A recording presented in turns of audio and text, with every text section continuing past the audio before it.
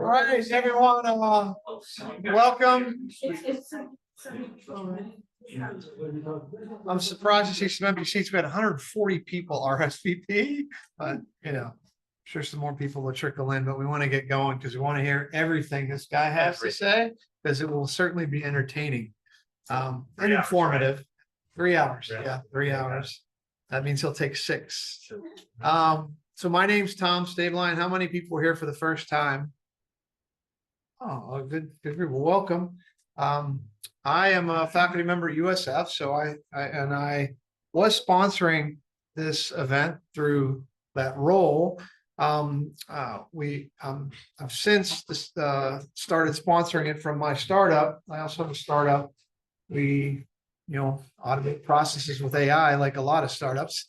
And so if anybody wants to talk about that after, let me know. We have an office down in Embark downtown, and we have several customers and doing well. So if you want to talk to me about that, please catch me at 7:30 when Eric finishes, or I give him the hook.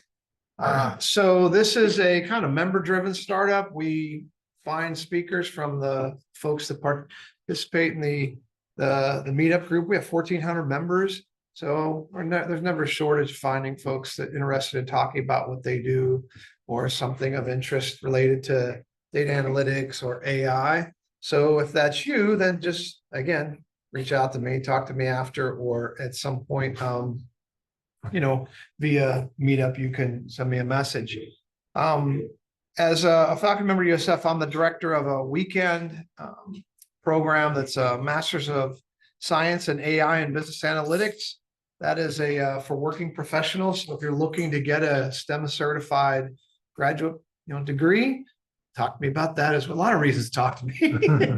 And I'll be happy to get you plugged into information about that. How many current or former students are here?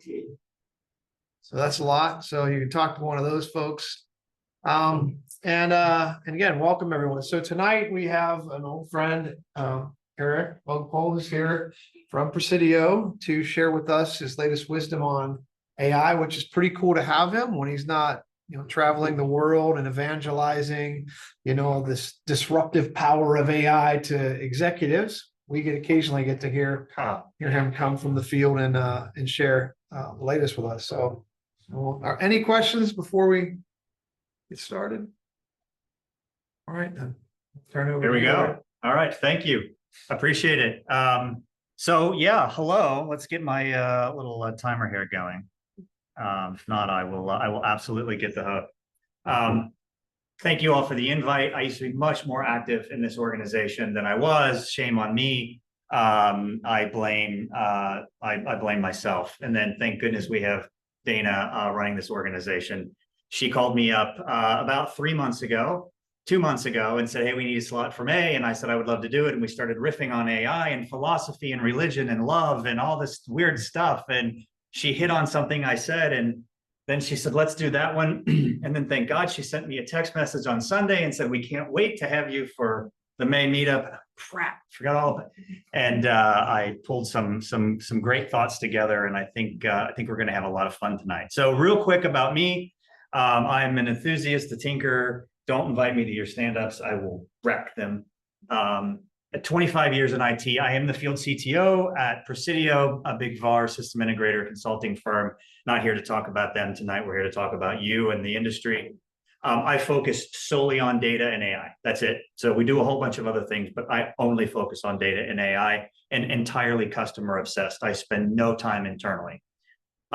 Here's how to get me. I am not on any of these services, but I do lurk on Reddit. So if you're on Reddit and you want to lurk on Reddit, I highly suggest it. It's great. Okay, so today's a little bit weird. We originally, like I said, Dana and I were shouting at each other, and I tend to bring a very technical vibe to these sessions. And this time we wanted to be a little bit more heady and a little bit more philosophical about AI and where we're going. So we kind of have two subjects, two similar subjects. One, we're going to get into some thinkers in AI, and we're going to share with you what those thinkers are thinking. And I just want to get your feedback on how you align to this arbitrary spectrum of philosophers and AI, and where you think they're right and where you think they're wrong and where you think you are. And then after that, we'll juxtapose that and we'll talk about a new scale law for AI that was released. It's non-techie, it's very practical and super powerful. Sound good? All right.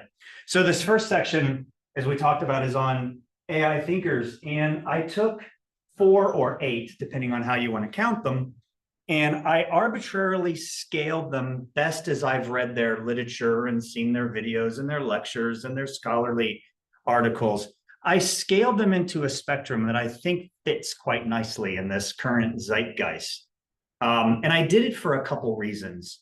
One reason that I did this, and one reason that I want to share it with you, is my equation over the last year and a half has switched. To me, how used to be more important than why. I didn't get too wrapped up in the philosophy of things. I was a former engineer and now I'm a recovering consultant. And the how was more important to me. That's no longer the case. The how is somewhat easy. The AI makes learning concepts. The AI makes learning coding. The AI helps learning, really, really esoteric things increasingly easy. To me, the why now is becoming more important. So I wanted to share with you some learnings from these individuals that I think will help craft this current era that we're in right now. Yes, sir. Before you go into Yeah. would you be able to share this? I put all my speeches on GitHub. You can have them all. You don't need to take pictures.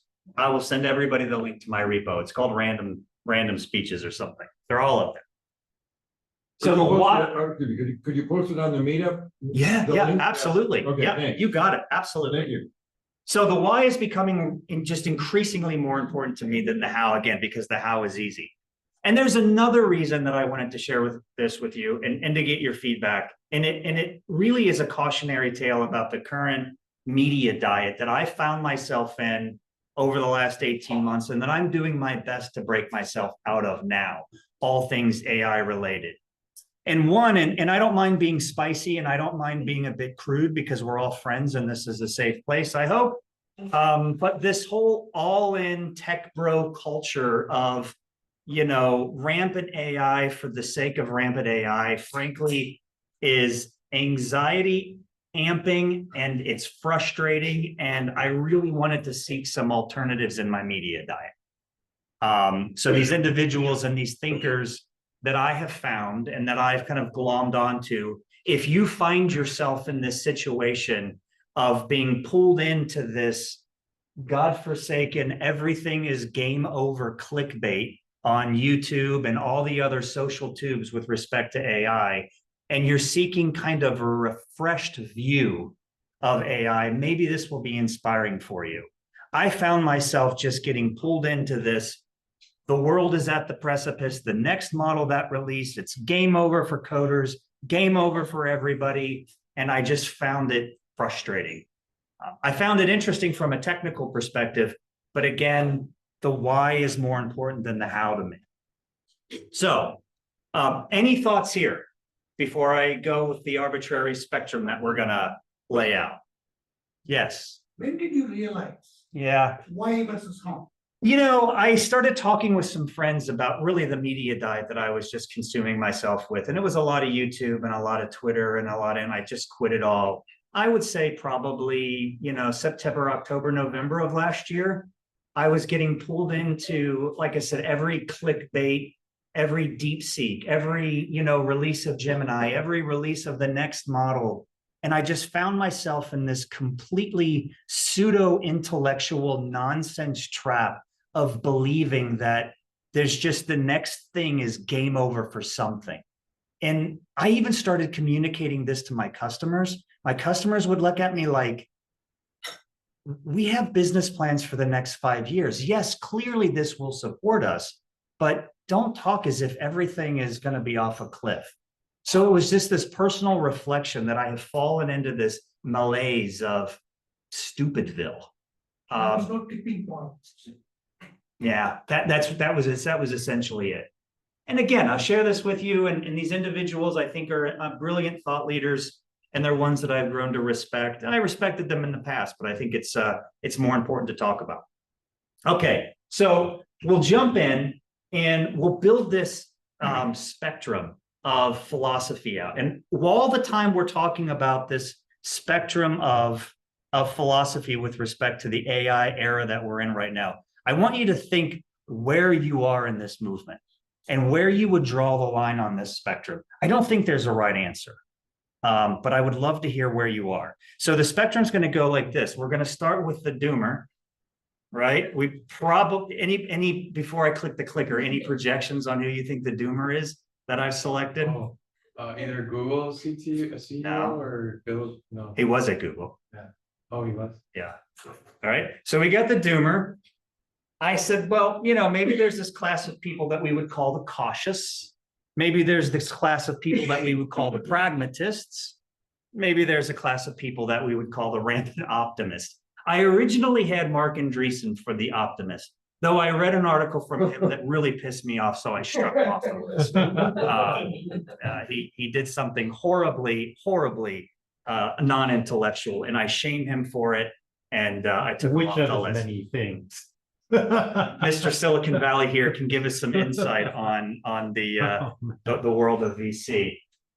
So in the doomer world, oh, and by the way, I've thrown in a secondary individual to keep up with for each category. So in the doomer world, it's got to be Jeffrey Hinton to me. He's really changed. So Jeffrey Hinton, anybody ever know who this guy is? Yeah, so keep me honest here. Jeffrey Hinton recently won a Nobel, I guess in 24 or 25, whatever the Nobel Prize is. He won it in physics, by the way. He's got a really good interview, and he's like, I'm not a physicist. I don't know why I won it in physics, but I'm a psychologist, masquerading as a comp sci guy. But this guy is often called the godfather of AI. And the reason he's called the godfather of AI is because Jeffrey Hinton and his team invented the training confirmation routine that tells the models, good job, you did correct, tune your weights and keep going, or bad job, you didn't predict correctly, tune your weights. It's called backpropagation. It's this method by which the models actually get told that they've done something correct or incorrect, and that's where they lock in their weights. He invented that algorithm, essentially, he and his team. And he's unbelievably well known. He hung out with a handful of individuals, and he's the one now that is quite concerned about the world of AI. He has moved up his kind of doom meter to 1 in 5 chance, potentially, over the next 5-10 years that, and to be blunt, they decide to kill us. He's concerned. Right, wrong, or indifferent, he's concerned. I put an alternative down here. This gentleman, Yadowski, I guess, keep track of him. Boy, he is the ultra doomer. This individual is so concerned about AI. In all honesty, he had a TED Talk middle of last year, and the audience was laughing with him, and he almost essentially had to say, I'm dead serious. He absolutely would promote war between nations if the data center training the model is not monitored. Yeah, extreme. So there's individuals on the doomer spectrum. On the cautious spectrum, pay attention to this individual. He's been around for obviously a long time, a storied individual in the AI movement. His name's Stuart Russell. He's at Berkeley. He's an author. He would best be called the compatibilists. He really wants AI to be the companion, the associates with humans. He understands that there's risks. He understands that there's risks to political contamination and social contamination and the like. But he takes a very mathematical approach to his belief on how AI should be trained. And he's got this very interesting belief that he says, look, I don't want the models to be trained for intelligence. I want them to be trained for usefulness. And his belief fundamentally is that the models should effectively know nothing other than how to question you for the optimal outcome, that they shouldn't come a priori with some knowledge. He's got a very interesting point of view. like I said, on these next generation models. He thinks we're several breakthroughs away before AGI is here. Everybody know that term, AGI? Have you heard it? Artificial general intelligence, artificial super intelligence. How can it be useful if it's not intelligent? Yeah, that's a great question. It dawned on me the other day listening to a lecture by Andrej Karpathy. Does anybody know who Andrej Karpathy is? A former Doge, the former Dojo Tesla designer of the autonomous vehicles. And he used to be at OpenAI and he left. Now he's at some research firm, I think. But he said something quite profound the other day with respect to the models not necessarily having facts, but they know how to reason and ask questions. And he presented this idea that maybe the next crop of models are effectively factless. That the fact that the models go out and read this infinity amount of information about the Tampa Bay Lightning winning the Stanley Cup in, I don't know, 2020, whenever it was, 2021, that's effectively a useless feature of the model. His argument is, what if we could distill a model that did nothing more than just reasoned through reason? And that's all it knew how to do. Would that be useful? And everything else would be tool use. So if the model needed to go out and ask Wikipedia, when did Tampa Bay win the blah, blah, blah, it will just dutifully do it because it's stupid enough to just simply know how to reason and use tools. And I thought that was quite profound. I don't know that answers your question about how can they be useful if they're not intelligent, but It creates more questions than answers. yeah, Sure. maybe. Yeah. I thought that was interesting. And again, he's got a very provable, Stuart Russell has a very provable point of view. He's very mathematically oriented. All right, so the next guy. Oh, and by the way, Mustafa Suleyman would be probably his counterpart. Everybody know Mustafa Suleyman? Mustafa Suleyman, originally from DeepMind, and then he started something I think called Inflection AI, and then somehow or another Microsoft either bought Inflection AI or bought him. It's not quite certain how that went down maybe a year ago, but he is now the grandfather of AI at Microsoft. Mustafa Suleyman wrote a seminal book, The Coming Wave. The Coming Wave is a good read. I'm about halfway through it. It's about a year old or something like that, if I'm not mistaken. Pretty amazing. Okay, so the pragmatist, Jan LeCun. Anybody know Jan LeCun? Jan LeCun's cool. This is the guy, he's at Meta, so he's with Zuckerberg.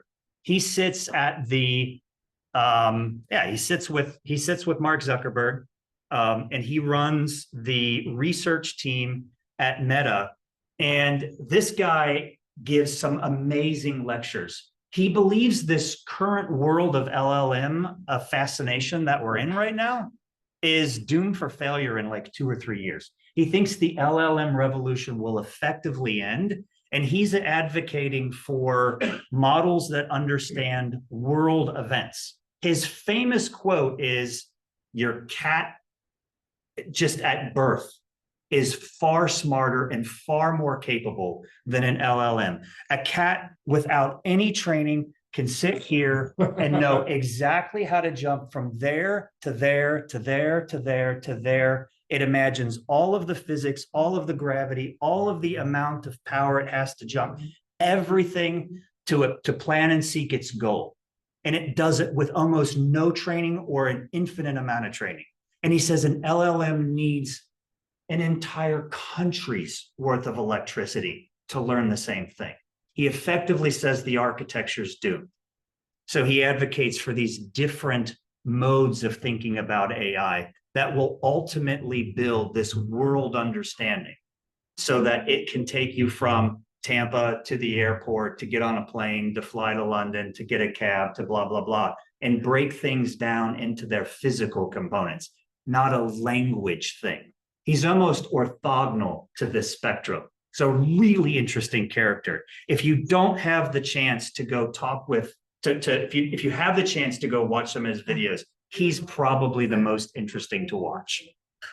Anybody know, has anybody experienced his lectures before? Yeah, they're really cool. He's advocating these essentially large context models. So we may in the next year and a half or so see a world in which LLMs are not the hot topic. Eric, Yeah. it would be a failure to set expectations because as of right now, it's doing very well. It's a lot of things it's accomplishing, so. It is, To future expectations, he's saying like the potential that we think is gonna replace people and things like that. yeah. Maybe that's what he's talking about. He will tell you today that as amazing as LLMs are, that I, as the average individual with an average IQ, sit here, and an LLM is a Pluto away in terms of capability. He will acknowledge that gulf that exists just based off of LLMs. But he still says that the amount of training, the limitations to learning, and the limitations for that to be any type of a useful world model will effectively see a cap to its ability. That's why they have the agentic AI coming out too now, What's that? the agentic AI. Yeah. I mean, that's so you're embodying it either with agents, or you're embodying it with actions, or you're embodying it with arms and legs. But again, he'll make the argument that it's doomed. He also makes this really interesting argument that it's doomed just for purely mathematical sake.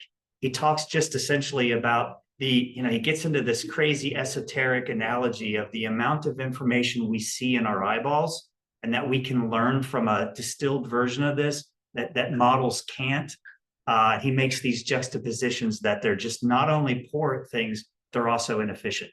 So Yeah. I was gonna say, maybe the word you were looking for was quantum leap away, because if we, somehow we're able to integrate like the new Microsoft Measure on a one chip into LLMs. Yeah. who Yeah. knows? Yeah.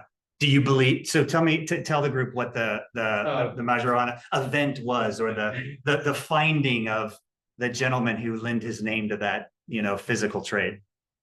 It's basically like a quantum chip that was developed by Microsoft that is able to somehow scale because it is easier to keep in a certain state that is useful, right? Yeah. Yeah, it's I wish I knew more about quantum computing. I have to be honest with you. I don't. Jan LeCun's next vision for not an LLM, but an LCM, so a large context model that understands like just that cat. He'll also use the analogy that a teenager can learn to drive in 20 hours. Elon Musk has spent well more than 20 hours training a deep learning model to drive, but he will absolutely tell you a teenager can learn to drive in 20 hours. He will tell you that any 12-year-old can learn to clean the table off and put the dishes in the dishwasher and load the dishes, essentially not being trained. We still don't have an LLM that can be put into a robot that can see, and that has hands, and that has dexterity, and on and on and on. It still struggles with this. So his worldview is just that there's this huge gap. Jan LeCun's worldview does not rely on quantum computing, though. It just relies on a different model architecture to get the physical traits of world understanding. Sir Demis Hazzabis, would be a corollary on this pragmatist world. This individual is brilliant. If you don't know who this is, this man, wow, he could be just a current Einstein as far as I'm concerned. The #2 chess player in the world. He was the number 2 chess player for a pretty long time, as I understand. Also from DeepMind, Yale, Oxford, and literally just some of the greatest minds in artificial intelligence. And he's very much a pragmatist as well. So that leaves the optimist. And the optimist is a woman I love, Fei Li. Do you know Fei? I applied to work for her. Oh, yeah. It's like. When? Tell us the story. Oh yeah, I just applied like last week and I had an interview. Which one? So she's got an NGO, and she's got. Which position did you apply? For the senior product engineer. Was it the one I posted? Is that the one you posted? I posted it. I didn't see it. I saw it on Indeed. Yeah, it's working with my friend. Oh, that's good. Yeah. So Seiji? Huh? Seiji? Or Andres Simples. Yeah, so Feifei Lee, she's great. She goes back. She's an OG in this space. She cut her teeth in the NIST world or the ImageNet world, right? So you remember the early days of AI when somebody would handwrite a number or handwrite a letter, as a weird looking 6 or a weird looking 7 with a curly whatever. And then of course we had to train the computer to, make certain we could tell whether or not that was a number or not. Her team, I think, was instrumental in this. She does AI for good. She's absolutely brilliant. She's PhD and has masters in the technology. But she runs an NGO. She's the AI for good. They huge summits. She speaks a lot with foreign nations about the impacts of AI. She's very much in the human-centric. AI is our companion. This broad sense of overall appeal, everything from agriculture to education to everything. Yes. And her startup, World Labs, is trying to address this physicality. Yeah. She's very cool. Yeah. And then I put as somebody else in the Optimist, Andrew Ng, who does just a lot of great work on education and a bunch of other things in this space. So where are you? Are you a doomer? Raise your hand if you were a doomer. We've got one doomer. I'm not a doomer. Cautious. 4, 5, 6 on the cautious. Maybe a little bit more risky than beneficial at this point, but you see glimmers of you can shape it going forward. It's about the human perspective. Yeah. Yeah, I mean the cautious people are obviously very human oriented, but these cautious individuals want to kind of stop now and say the models need to take on this direction. Yeah. They've kind of got I'm cautious for a reason, we need to make a change point of view. I mean, the way the mathematical models, backpropping works, if you give a task, they get really good at doing the task. So if we say, like, just take an example of our, social media, it's basically, we are consuming every day, 12 hours. Yeah. So that's so good, the AI is so good at interacting with us. So that's bad for us. But AI is doing its job. Yeah, AI is doing the job that. Yeah, my favorite saying that I tell senior leaders oftentimes, and I'll usually say this as an icebreaker to get people to understand the seriousness of AI, is I'll say, first off, AI is a new species of computing. And it usually sails over the head, and I'll have to repeat myself. It's this new species of computing. I'll say to senior leaders, when was the last time a senior leader or a board of directors sat around and said, is Oracle Financials going to behave this week?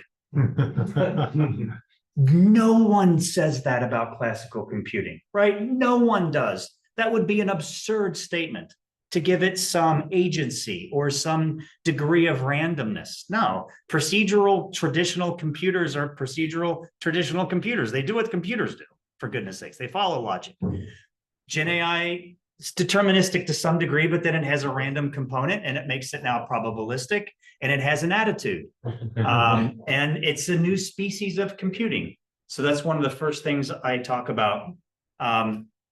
And the other thing is just our own hubris of not understanding kind of the position they are in the world today. I guess another perspective is it's like a gun. It's not dangerous in and of itself. It's who's holding the gun and what kind of mindset is in that. So the other thing that I tell users is, or that I tell senior leaders is, AI models are not programmed. There isn't a stitch of programming in a model. AI models are raised. And they're raised by the individuals that show them the data and the back propagation and pats them on the head and says, good dog, tweak your weights, bad dog, tweak your weights. And just like children, they're a product of their environment. And that's absolutely true. To see another hand? Yes. I'll just come in. So I'm enjoying AI. But I there's a notion that I have that's sort of orthogonal to this. It's like, oh, where is the knob where I can turn it off? Yeah. Okay, you can't turn it off. So yeah, I mean, it is what it is. It's going to have a trajectory that I can't affect. And so we're here for the ride. We're here for the ride. And this is why I've switched my media diet to these thinkers, because these thinkers live not extend the world of the clickbait and they seriously think about regulation, about covenants, about agreements amongst nations. It may not come to pass because there's a big capitalist movement behind these models, and I understand that. But their thinking is quite deep and broad with respect to AI's appeal. And it's been refreshing for me to jump back into this world. Okay, let's keep going because we got a big next topic to hit. And the big next topic to hit is, I think I found my favorite useful scale law. Yes, sir. Before the scale law. Right? Yeah. In this, so you talked about the LCM, that's what LLMs, right? Yep. Or LWM, sometimes he calls it, the large world model. Okay. Yeah. Fine. So I don't know if this question is appropriate because you want to keep it less technical.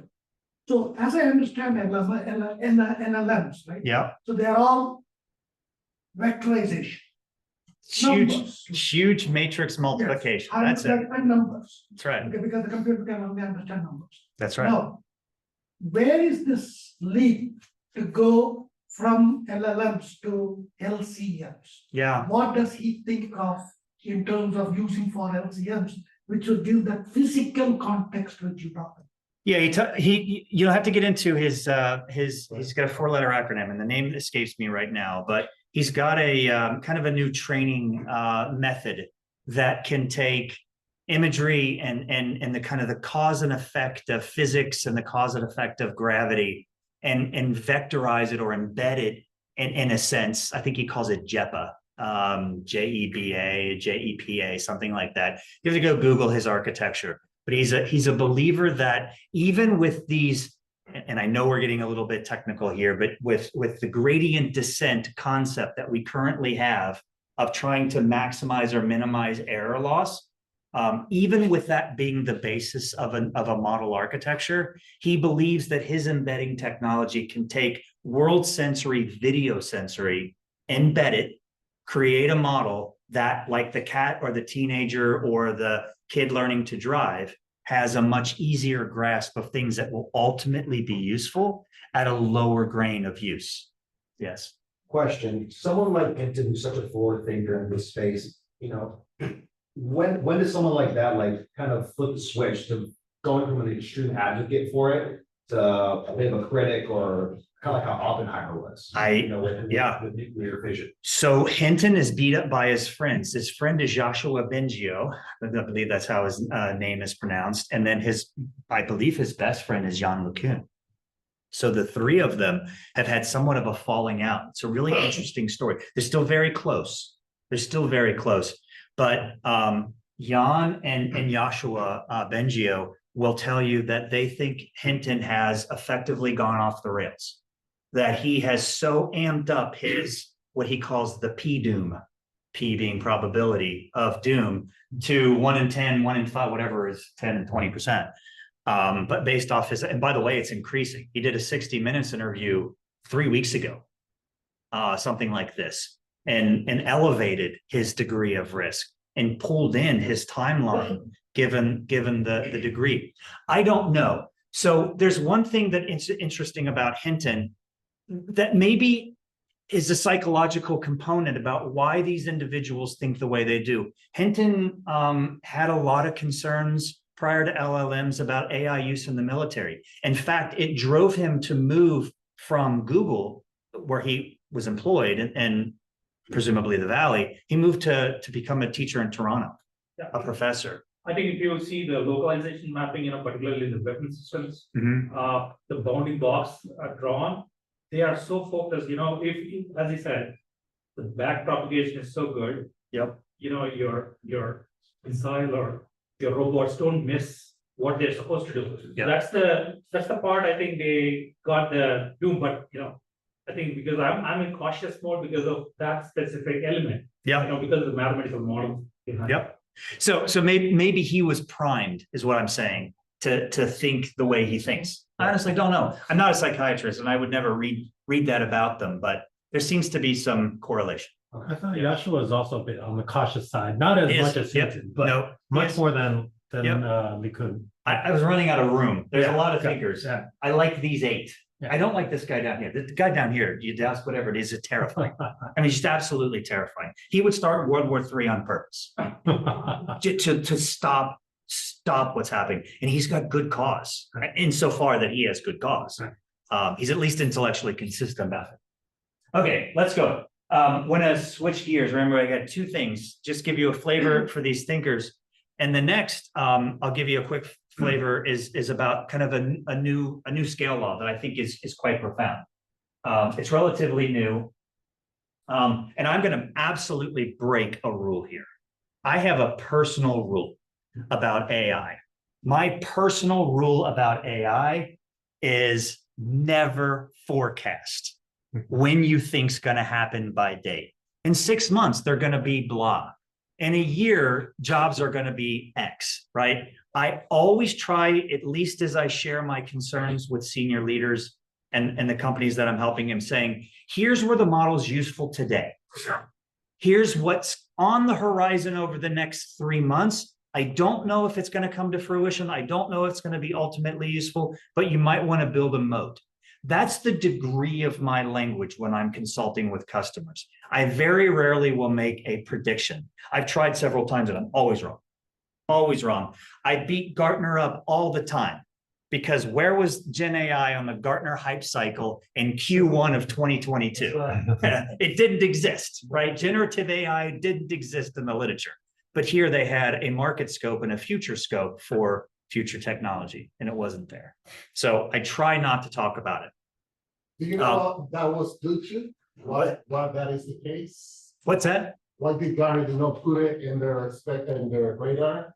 Well, look, I mean, there's a degree of secrecy to it, but it wasn't until Sam Altman and team said, look, we saw this spike in the ability to just throw more data and more compute. And then everybody in the world thought, yeah, but there's no scale law. That's not going to keep going. It's going to fall off and just turn into random nonsense. And you'll be left with like Grammarly, right? That's about as good as it's going to. So just stop. And that team said, to hell with that.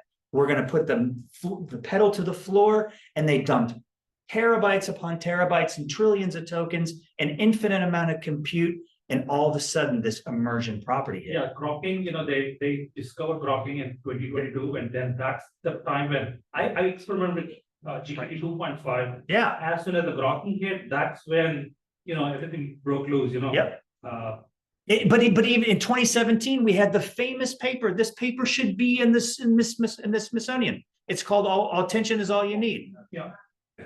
Still, people didn't make the connection. Yeah, that's exactly right. Grokking somehow, build this the large latent space, which enabled this revolution. Yep. Without that discovery, I mean, that's if you read the grokking paper, you'll see that it's a accidental discovery. Right. Without that, I think this is not possible. I agree. So anyway, first rule of AI forecast: never talk about AI forecast. So let's talk about some AI forecast. Yeah, let's do that. Okay. So the hardest thing that I have as my role as a CTO, with the degree of selling that I have to do, shamelessly, such as it is determining what compels leaders at firms to either lead in this era or why they're ignoring this era, and whether they fully understand the impacts of the AI or agentic or assistive era, whatever you want to call that we're in. That's the hardest part. And I find it difficult sometimes to communicate to senior leaders, in essence, about this conversation we're having, because you guys are much more hip and in tune to some of the technology. I find it hard sometimes to convey the gravity of where we are and how disruptive this is using the mechanics of the model, the transformer this, or the attention method, or the number of tokens in, or on and on and on. Vector databases. These are technical descriptions that just lack any meaning with folks that aren't in the math side of this. So there's a new law that came out by some work at an organization called METR, METR. And I wanted to share this with you today. And I'll give you in the next slide another reason why I like this model, and the one that I'm trying to convey now doesn't work so well. And if you can see this graph is currently the best way we have to describe the power of these models. See if my laser doesn't work. But essentially, I walk into companies quite often and say, folks, listen to me. In the world of reading comprehension, in the world of image recognition, in the world of language understanding, all of it, compliance, legal, documents, code, syntax, anything that's a language, handwriting recognition, speech recognition, text to speech, speech to text, artwork, et cetera, et cetera, et cetera, predictive reasoning. It's all currently better than the human baseline. And I have CIOs and CEOs that still don't fully understand the world we're in. This heuristic, this graph, test scores of AI of various capabilities relative to human performance, I can circle right here and say for all of these things, and all of these things, by the way, are the primitives of most business processes. Most business processes start with on trigger, read email, read record, do something, conclude with whatever. Those primitives make up a vast number of the businesses. Still don't get it. Yes. Is this asserting that AI can understand human speech better than humans can? Yeah. Okay. Yeah, absolutely. Absolutely. I believe it can. I How believe it come when I can. talk to my cell phone or whatever, Oh, it Siri? ain't happened? Yes. What Apple Intelligence has done is a completely different lecture right now. Take it, forget Apple, Windows, Yeah, whatever, yeah. wherever I try to talk to some device, I assume there's some AI in there. So It didn't work in I that. don't think there is. I don't think the Google or the Siri has that, but if you talk to like ChatGPT or something like that, it's quite a bit different. So if you have the spare, if you have the iPhone 16, One way. the iPhone 16 has this extra button at the top. If I hold that extra button in, I'm gonna unlock it. My extra button is tagged to GPT. So when I hold that button down, we just start having a conversation. I won't do it here. The claim is then that some AI can go into a court and do better than a court transcriptions. Yeah. Oh, yeah, yes, Absolutely. yeah, no doubt. I'm impressed. I would say not only do better than the court transcriptionist, if you ask me to create a bell curve of the average public defender and his or her rhetoric capabilities, it's right there. Okay, I think the beauty, And they're here. all right. I think the beauty is with the scale. What we are seeing is, if there are 20,000 transcripts, if you and I have a student listen to 20,000 transcripts, takes, whatever time it takes, but if you push all 20,000 to the AI ones, you get all of them in the columns, so we can have likes. So, in the last 5 minutes, let me introduce you to this new scale law, because this new scale law is profound, and I'll leave you with it and I'll ask you to do some homework. So the point is that even though I can walk in and have this very conversation with senior leaders that, hey, get on board, build a moat, it's here, trust me, this is not my data, this is from our world in data, and it's got a lot of amazing heuristics behind it. It still doesn't work. I like this new model. So all credit to not Eric Vogelpohl, trust me, I didn't create this. The individuals at Meetup, right? So the Model Evaluation and Threat Research Organization out of Stanford have just published this. And it's all around the model's ability to complete relatively long tasks. So before, my communication was around capability of understanding, nuance, language, meaning, sentiment. This is a scale law that just flat out says, if you have a task, generally coding oriented, because most things in business or life can be solved by way of some derivative of code. If you have a task that's somewhat coding derivative, I'll tell you exactly on the curve when it will do a better job than humans will, and I'll give you the date. And the model has proven to be enormously robust. So let's walk through it real quick.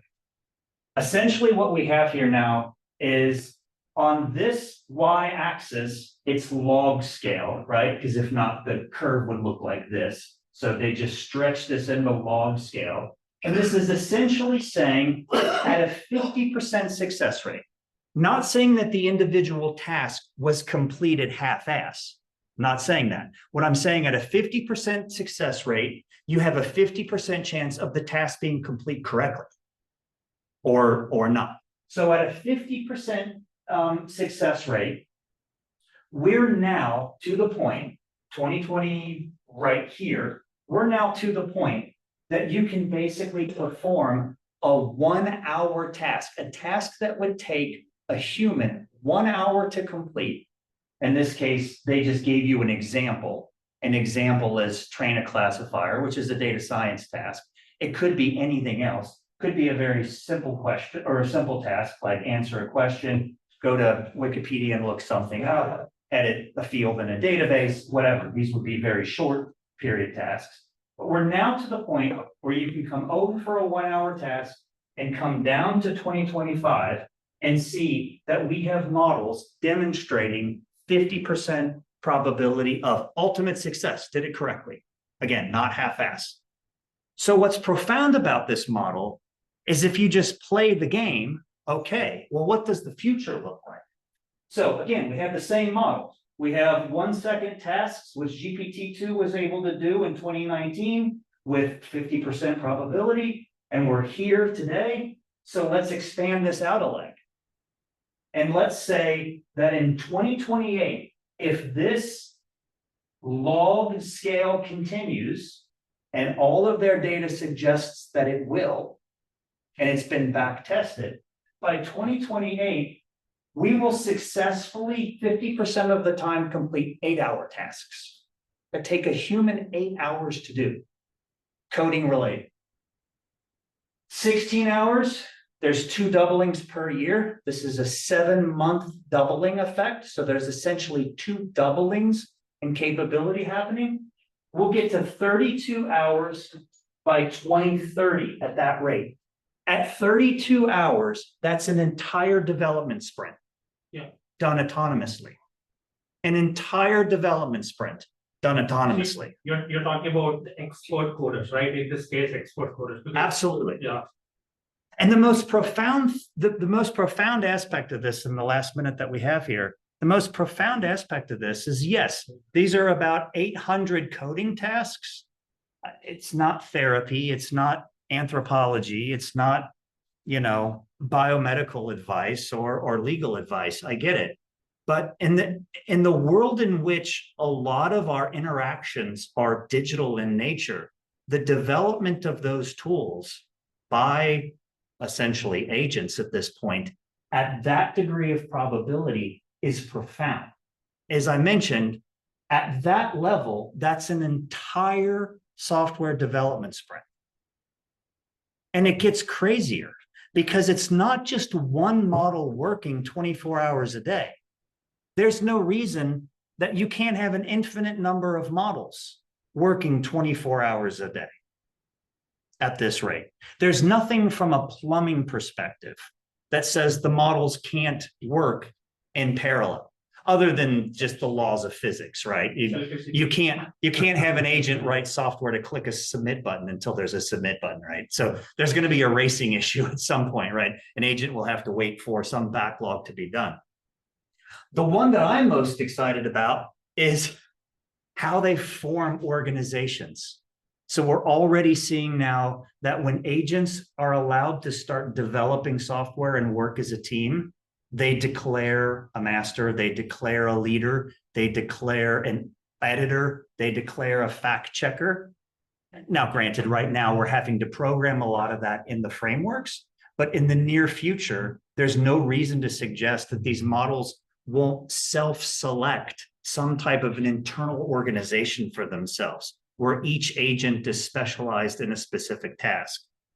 What's really creepy is if you say to yourself, well, wait a second, if I have a bunch of agents developing code and all software will always necessarily emit some type of telemetry, errors, warnings, issues, say there's a print button up in the top left corner that never, ever, ever gets clicked, right?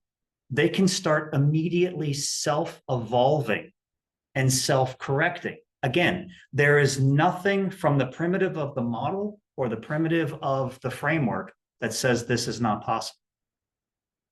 So this model, at least in the last month, has served useful in my conversations with leaders of saying, do you now get the gravity of what we're up against? Yes. So if leaving the agents on their own, they form an organizational structure, can they inform us about what is an efficient organizational structure should be? You know, it would be interesting. There, the woman who does the greatest explainer on this is Sydney Van Arks, I guess her name is. She does a brilliant explainer on this. I don't know if she was part of the team that wrote the paper for AI ability to complete long tasks, but she does an absolutely brilliant job of explaining it. And in the video, the interviewer asks her, what is the nature of a meeting for a bunch of AI agents? And she talks about this hierarchy of decision-making and the specializations that are necessary. What type of communication they have. She's actually said, look, they have communication. Not only do they have communication, but they can inform what's called a DAG, which is a graph that basically says, hey, this agent is so subordinate in the task, he or she, whatever you want to call the agent, is not allowed to question the planner. The planner cannot be questioned by a subordinate. The subordinate can only ratify a decision with 2 other teammates before it goes up to the supervisor. The supervisor is allowed to question the planner, right? So for efficiency reasons, so that things don't get in a loop, right? Where you don't say, the really profound question is coming out of Anthropic right now, who's probably the first organization to be able to figure out what's actually going into the mind of the model. And it's not even certain that they're speaking to each other in English or a language. So ask yourself, in pure model efficiency, what language would they use to communicate with each other if they didn't have to report back to us? Would it be some new binary dialect that they come up with? I don't know. It's creepy. And if you're looking for efficiency, I mean, there's also how much of our organizations cater to ego, right? Rather than actually being for efficiency. You know, I mean, I may not what they do may not translate to us if that's. You know, that this is, first of all, why are we calling this a gravity? Like the gravity of this? Why is this like something great? You know what I mean? Like, and second of all, you know, when you were talking about tag and all these things, what the model is going to do, and if it has the ability and logic to do, is generate an execution plan. And the execution plan is going to then generate that tag that you're talking about to how to go about those things. Yeah. Those things can be controlled at any level, right? Yeah. And we are calling these things up. So why is this? What's the gravity? When you say gravity, what do you mean by this? Oh, I think gravity is multidimensional. One, it's just first of all, it's workforce augmentation. Whether we're seeing it right now, whether it's AI washing of the layoffs that we're seeing. I mean, Microsoft laid off 3% today. I think it's going to increase. Salesforce, even though they have jobs posted in the engineering realm, it's not entirely certain that they're being fulfilled. They're saying they're not hiring another junior developer. Klarna, I think, had 1,000 people laid off, 1,000 engineers, and he flat out cited AI at Klarna, at the European company. Shopify the CEO of Shopify put out a mandate the other day and said, I'm telling you right now, if you're not using it, you need to question your life choices. The CEO of Fiverr, the CEO of the Fiverr's to the tweet. The CEO of Fiverr is a task work company. You know, you pay $5, whatever. It's not $5, right? To get task work done. He basically had to send an email out to his employees and say, it's coming for all of us. Yeah. So that's the first, I think that's the first most important dimension, is the disruption of labor. 2 is just the disruption of speed and ability. When the agents break out of what I call the stepwise era, where I tell the agent to follow, B follows A, C follows B, D follows C, and you have to go down this DAG, you have to go down this cycle, this path. You'll hit an or statement, you'll hit an and statement, you'll hit an if statement, and then I've kind of programmed it along, and the agent is just kind of doing the glide work for me. When that era stops and the era of just purely agentic turns on, I'm using that term to say, I don't want to tell the model anymore what the stage gates are in the process. I simply want to declare an outcome. And the model can determine how many agents, how many subordinates, what path it takes, what APIs it writes, what code, what modules, what functions. When we step into that era, I start to think about a world where all of the years of software development and Agile that we built that were based in resource constraints starts to become questioned. Why would you have a backlog anymore? Yeah. What is a backlog? What is a backlog in a world where you have an infinite number of agents that can spawn themselves and do work? I don't know what that term means. When I saw this, I was thinking, my product owner is gonna be the most excited about this. Right. Because the product, and I don't want to say vibe coding because for the love of God, but it is just, for me, it's Control M on my Mac and that opens the mic. I want the company logo to be spinning and on fire. And in 3 seconds, it's spinning and on fire. All right, post it to prod. I don't know. Maybe that's crazy. I don't know. Maybe we end up with more software developers. I don't know. I'm not going to predict, but I look, I think the world is going to get weird quick. Yes. I remember reading one of the Michael Crichton books where he talks about these nano robots, right? Which can, once you tell them end state, Yeah. they figure out themselves how to do it, and they're able to move and build things, Yeah. etc. on their own. Yeah. And they know how many are needed. Yeah. They figure out everything by themselves, and they start building it up. Yeah. Right? I mean, like, so that's kind of on the physical side. Yeah. When you're talking about the programming side. Yeah. No, it's interesting. I don't know. I've heard about the paperclip paradox of, anyway, it's a go the paperclip paradox. It's interesting. Again, I wanted to share this with you. It's all I have for today. The thinkers and the new scale laws. Hope it's informational. Again, I would love to do nothing more than get up here and sling code and all of us write some cool agent, because that's what I do when no one's looking. But I honestly thought this was an important moment to have kind of an important discussion about things that are a bit more philosophical and things that are a bit more predictive. That's all I have.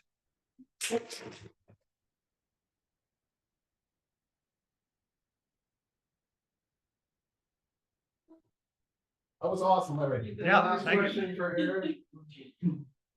So do we live in a simulation? No idea. I have no idea. The things I stay away from: multiverse, quantum computing. Do I live in a simulation? I don't know. I absolutely don't know. What are you on that scale? The doomer, cautious, pessimist, and whatever. I'm probably on the pragmatist side. I would say I'm a pragmatist. So, can you really be just on one side? I'm pragmatic optimistic. I know that cannot get so crazy like protect and learn, but it's pretty good. Yeah. It's gonna do amazing things. I have to believe that at some point, companies like Microsoft, Google, Meta, and the European companies, and even Chinese companies, I have to believe at some point there is a durable good in some capitalist ideas that these companies will put some internal guardrails so that things just keep moving and societies keep functioning. It's why I'm not a doomer, and it's why I'm not cautious. I'm not cautious because I don't think anybody's going to hit the stop button. And the cautious folks, I think, want to hit a stop button right now and redirect. Doomers are just doomers. But I believe that there's enough social good that that's just going to be okay. Also, or society or macroeconomics are set on the the way the central banks work. That's right. It's not going to allow that, because It's not, right. without us getting money, Right. there is no economy. And Right. economy all stabilizes on the central banks. I agree. Maybe not Korea, but every other Right. country Yes. is Right.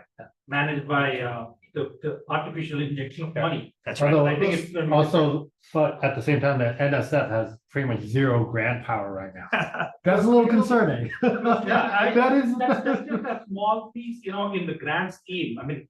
Oh, they but- are supposed to. But if it continues at this rate, we're gonna wipe out, we're dark ages.